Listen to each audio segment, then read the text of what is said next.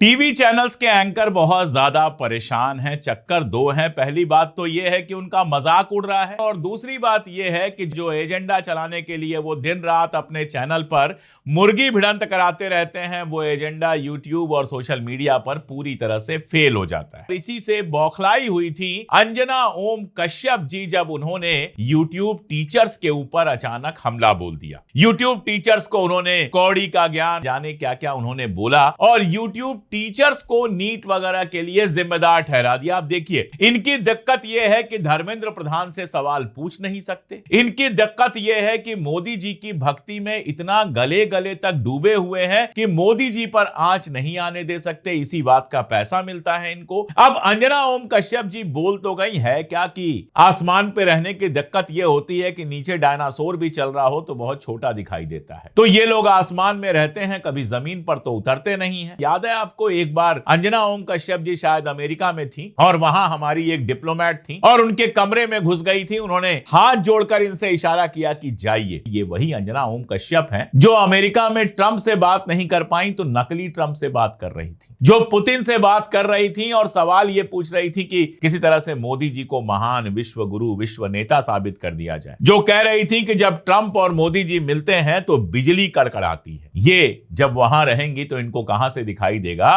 कि आज का युवा इनके ऊपर भरोसा नहीं करता है। युवा क्या, ज्यादातर भारतीय नागरिक भी इनके ऊपर भरोसा नहीं करते हैं। आप बैठे हुए हैं टीवी चैनल पर, सरकारी विज्ञापन से आपके चैनल चल रहे हैं, इसलिए आपको तनख्वाह करोड़ों की भले मिलती हो, लेकिन भरोसा आप पर कोई नहीं करता। और रहा सवाल यूट्यूब टीचर्स का, लाखों लोग पढ़ा रहे हैं, लाखों लोग चैनल चला रहे हैं, सबको नहीं देखा जाता। उन्हीं को देखा जाता है जिनकी विश्वसनीयता होती। तो जब अंजना ओम कश्यप जी ने यह घटिया बयान दिया, उसके बाद यूट्यूब शिक्षकों ने जिस तरह से बारात निकाली है गोदी मीडिया की। लेकिन मैं यहां पे ये कहना चाह रहा हूं कि अकेले अंजना ओम कश्यप नहीं है, पूरा इकोसिस्टम हिला हुआ है। आज मैं देख रहा था जी टीवी पे एक पत्रकार हैं, वो कह रहे थे कि कुछ टीचर्स बैठ के क्रांति सिखा रहे हैं, मीडिया के पत्रकारों के प्रति नफरत पैदा कर रहे हैं।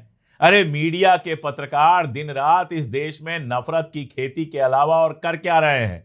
और उन पर अगर कोई सवाल उठाए तो इनको दर्द होने लगता है, क्योंकि वैसे भी टीवी मीडिया के दिन बहुत जल्दी बीतने वाले हैं और वो चैनल बंद हुए तो सरकारी पत्रकारों की दाल रोटी भी मुश्किल हो जाएगी, क्योंकि ये अगर आकर यूट्यूब बनाएंगे तो कोई भरोसा नहीं करने वाला इनके ऊपर। इनको लगता है कि ये नेशनल चैनल है इसलिए सारा देश इनको देख रहा है, लेकिन सरकारी समर्थकों के अलावा बाकी लोगों ने इन चैनलों को देखना बंद कर दिया है। आप भी कमेंट में बताइएगा कि आप टीवी चैनल देखना बंद कर चुके हैं या नहीं।